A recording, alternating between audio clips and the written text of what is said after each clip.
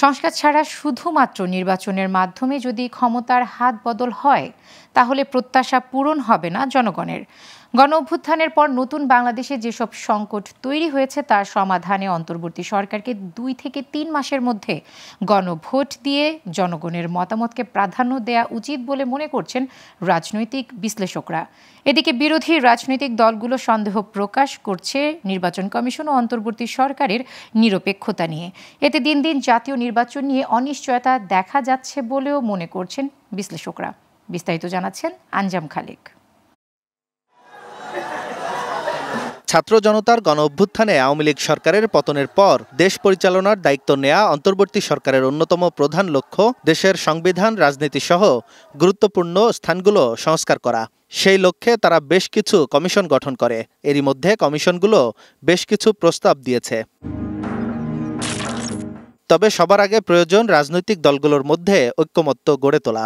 এছাড়া সংস্কার করা কঠিন, কিন্তু সংবিধান থেকে শুরু করে নির্বাচন সহ অধিকাংশ সংস্কারের বিষয়ে প্রধান দলগুলোর অবস্থানে প্রায় বিপরীত। সরকারের দিক থেকে ঐক্যমত্য কমিশন করে আলাপ আলোচনার ভিত্তিতে এই মতৈক্য কমানোর চেষ্টা চলছে। ব্যাপক জনগণের অংশগ্রহণের মধ্য দিয়ে আমরা সুপারিশমালা তৈরি করতে পারি। তরুণ রাজনীতিবিদরা মনে করেন, রাজনৈতিক দলগুলোর মধ্যে মতানৈক্য অন্তর্বর্তী সরকারের নিরপেক্ষতা নিয়ে বিতর্ক, আইনশৃঙ্খলা পরিস্থিতির অবনতি ও নির্বাচনী সংস্কার নিয়ে বিভিন্ন মতামত তৈরি করছে নতুন সংকট। আমরা চাই যেটা বেসিক নিড, অর্থাৎ যে সংস্কারগুলো একেবারেই জরুরি সেই সংস্কারগুলো করা এবং সেই সংস্কারগুলো করে পরবর্তীতে নির্বাচনের দিকে হাঁটা। আর সবাই না, কিন্তু কতিপয় উপদেষ্টা নানান ধরনের অ্যাক্টিভিটিসের কারণে মানুষের মনে এক ধরনের সংশয় সন্দেহ। বাংলাদেশের অন্যতম একটি বড় রাজনৈতিক দল ইতিমধ্যে তারা 1/11 একটা ইঙ্গিত দিয়েছে। সেক্ষেত্রে এই যে বর্তমান রাজনীতির একটা পরিস্থিতি থেকে কিন্তু এই ধরনের একটা ইঙ্গিত আসছে।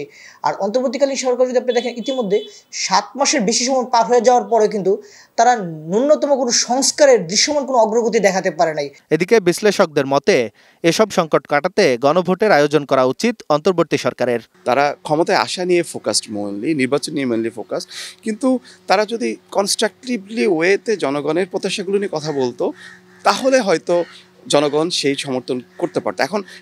এখন এই মুহূর্তে সলিউশনটা হচ্ছে জনগণের কাছে ফেরত যাওয়া। আমরা একটা পাবলিক রেফারেন্ডামের আয়োজন করতে পারি। যে অনিশ্চয়তাগুলো যে তৈরি হয়েছে, এখন ইউনূস সরকার যেটা করতে পারেন যে তিনি জনগণকে জিজ্ঞেস করতে পারেন যে আপনারা কি চান। এখন উনি শুধুমাত্র রাজনৈতিক দলগুলো চাওয়ার উপর কিন্তু এ দেশের ভবিষ্যৎ নিয়ন্ত্রণ হতে পারে না। এটা নিয়ন্ত্রণ করবে আলটিমেটলি ছাত্র জনতা এবং জনগণের বেশিরভাগ। স্বৈরাচার আওয়ামী মতাদর্শের আমলারা সংস্কার সহ স্বাভাবিক কার্যক্রম ব্যাহত করছে জানিয়ে সবাইকে জবাবদিহিতার আওতায় আনার দাবিও জানান এই বিশ্লেষক।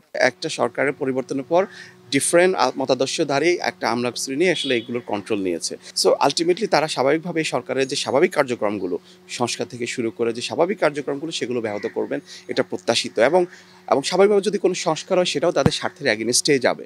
আঞ্জাম খালেক, গ্লোবাল টেলিভিশন, ঢাকা।